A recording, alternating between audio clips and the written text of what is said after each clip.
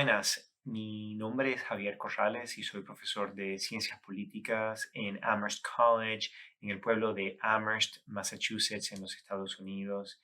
Y les doy la bienvenida a este video sobre la historia del pensamiento democrático en los Estados Unidos. En este video voy a hablar sobre Estados Unidos, sobre democracia, pero también voy a hacer referencias a otras regiones y otros países. Em, este video es la primera parte de un par de videos, bien acompañado de un segundo video. No vamos a poder terminar todos los temas en este video, así que espero que puedan también acceder a la segunda parte en un segundo video. Bien, bueno, vamos a dar comienzo. El tema es el pensamiento sobre la democracia en los Estados Unidos y como preámbulo, lo que quisiera decir es que no es correcto afirmar que los politólogos no tienen definiciones claras sobre la democracia. Al contrario, de hecho, tienen varias definiciones, muchas definiciones, y muchas de estas definiciones son suficientemente claras, tan claras que se pueden utilizar para crear mediciones de democracia y medir diferentes aspectos de lo que es la vida democrática. Y lo que vamos a hacer es hablar sobre tres definiciones de democracia, tres modos de concebir la democracia, tres modos de determinar si un país cumple con los requisitos de democracia. Vamos a rápidamente a ver cuáles son estas tres definiciones de democracia.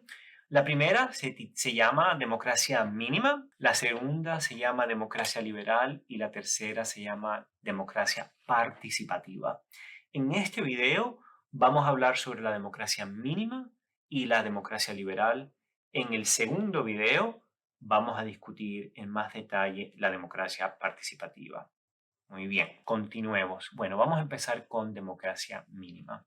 La democracia mínima tiene el nombre mínimo a propósito, porque la idea es que quisiéramos que la democracia tuviera muchos más elementos que los que voy a discutir.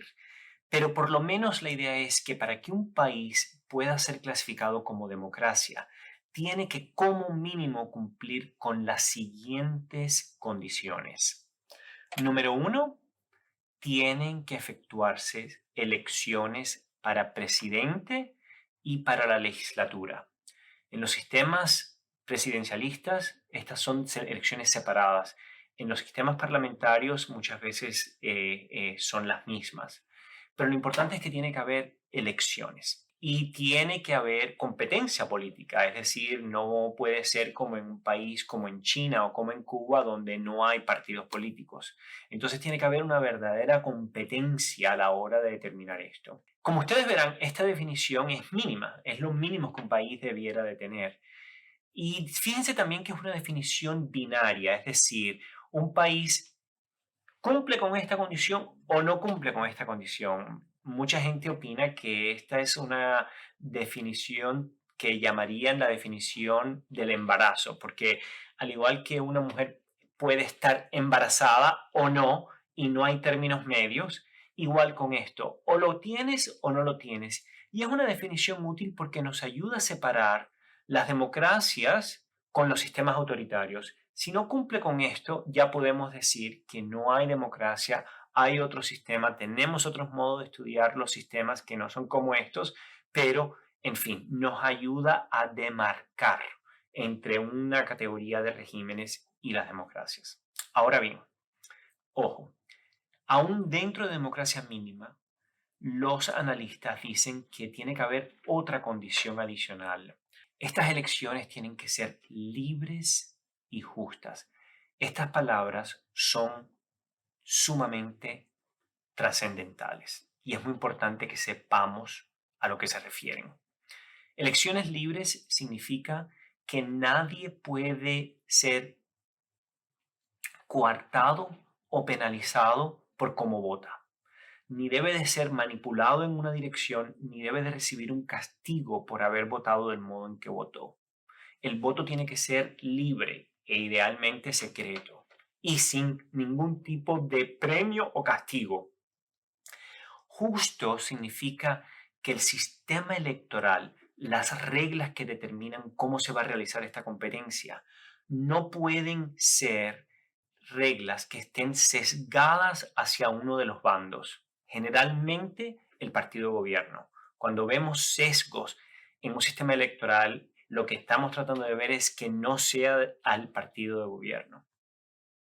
Como ustedes comprenderán, cuando entramos a medir conceptos de elecciones libres y justas, ya aquí no podemos hacer determinaciones binarias. ¿Por qué? Porque estas dos condiciones, libres y justas, nunca son 100% alcanzables. No existe en el planeta ningún sistema electoral que sea 100% libre y 100% justo. Por lo tanto, los analistas, los votantes en un país, la oposición, el partido de gobierno, tienen que debatir si una elección fue lo suficientemente libre o fue lo suficientemente justo y si no ha cambiado de la elección anterior. Aquí es donde determinar si existe democracia mínima ya se vuelve más complicado, ¿no? Porque es difícil tener un estándar claro. Es fácil determinar si la elección no fue libre, es fácil determinar si la elección no fue justa, pero no es tan fácil determinar si fue lo suficientemente justa o lo suficientemente libre.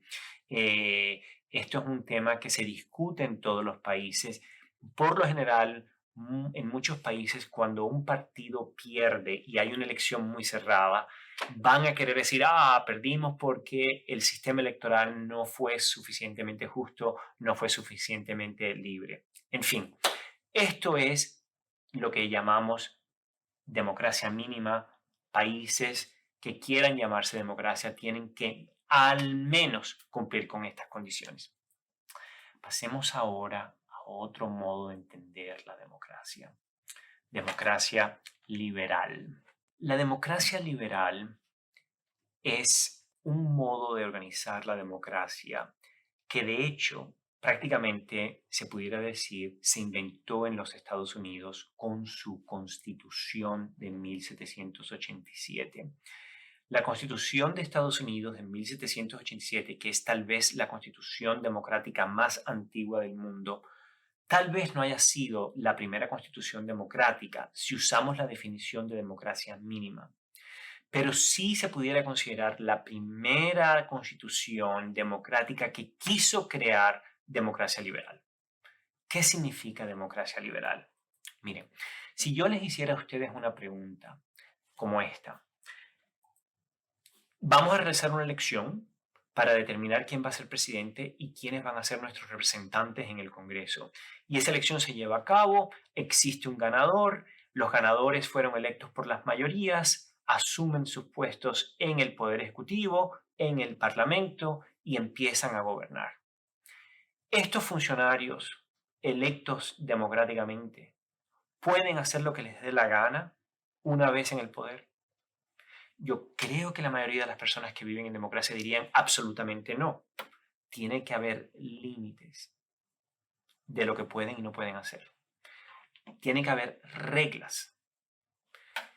La democracia liberal es el término que utilizamos para todas las reglas y normas que se crean por lo general en una constitución o en un sistema, en un código civil o penal que estipula con claridad cuáles son las cosas que las mayorías no pueden hacer, hasta dónde llegan los poderes y las facultades de los funcionarios electos democráticamente.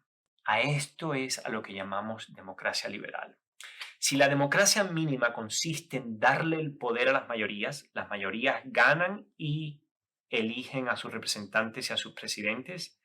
Democracia liberal es, bueno, ahora que ganaron, estas son las cosas que no pueden hacer. Complicado, ¿no? Bueno, ¿cómo se logra esto o cómo es que Estados Unidos, su constitución, lo trató de implementar?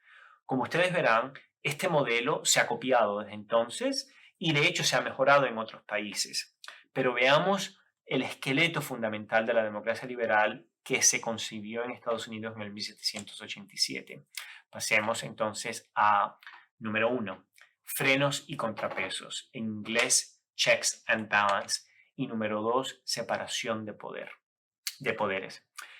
El gobierno de los Estados Unidos en la Constitución va a estar dividido en 3 poderes fundamentales: el poder ejecutivo, el poder legislativo y el poder judicial. Y la idea es que cada poder va a tener sus propias prerrogativas y va a tener cosas que no puede hacer porque le corresponden a otro poder. Y ese otro poder va a poder frenar los excesos de los demás poderes y van a estar en una especie de contrapeso y vigilancia constante, de manera tal de que la mayoría que eligió al presidente no se sienta que pueda hacer lo que le dé la gana. Y tiene que haber este tipo de separación y este tipo de frenos y contrapesos. Podemos hablar más detenidamente de cuáles son los detalles de cómo ocurre esto, pero lo que quiero que reconozcan es que la idea fundamental de democracia liberal es ponerle límites a los ganadores de una elección que se determina por vía mayoritaria. Esta es una imagen de un cuadro de la Asamblea Constituyente de 1787, se llamaba la Convención Constitucional, que se realizó en Filadelfia. Es un cuadro muy famoso, se hizo mucho más tarde, pero como ustedes verán, en América Latina están de moda las asambleas constituyentes, pero quiero que sepan bueno, que en Estados Unidos hubo una asamblea constituyente. Esta fue igual que pasa muchas veces en América Latina.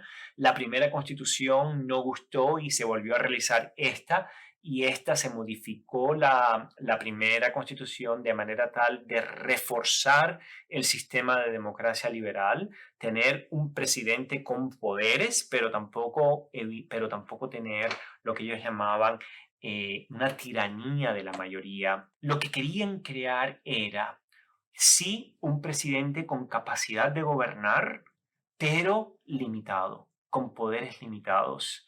Y el autor intelectual de esta idea es un politólogo que no recibe mucho reconocimiento fuera de los politólogos que lo conocen, pero es muy importante. Es un señor que se llamaba James Madison. Era un señor de poca estatura, pero realmente un gigante intelectual. Y tiene una frase muy famosa, aquí la tienen en inglés y traducida al español, donde él justifica por qué hay que ponerle frenos y contrapesos a los funcionarios electos democráticamente. Y dice lo siguiente: si los hombres fuesen ángeles, no harían falta los gobiernos. Es decir, a los gobiernos hay que crearlos porque sin gobiernos los seres humanos se comportarían de un modo muy egoísta y harían muchas trampas. Entonces hacen falta gobiernos porque los hombres no son ángeles. Esto casi es indiscutible. Pero después dices, si los ángeles gobernaran a los hombres, no harían falta ni controles externos ni internos sobre el gobierno. Es decir, precisamente porque los gobiernos dirigen seres humanos que no son ángeles, hace falta buscar el modo de también ponerle controles. Y el modo en que lo hacen es con esta idea de separación de poderes. Esta lámina está en inglés, pero lo que hace esta lámina, para aquellos que puedan entender en inglés, es resume cuáles son las facultades, las prerrogativas de cada una de las ramas del poder ejecutivo de Estados Unidos. La Constitución estadounidense crea otro mecanismo de separación de poderes y frenos y contrapesos.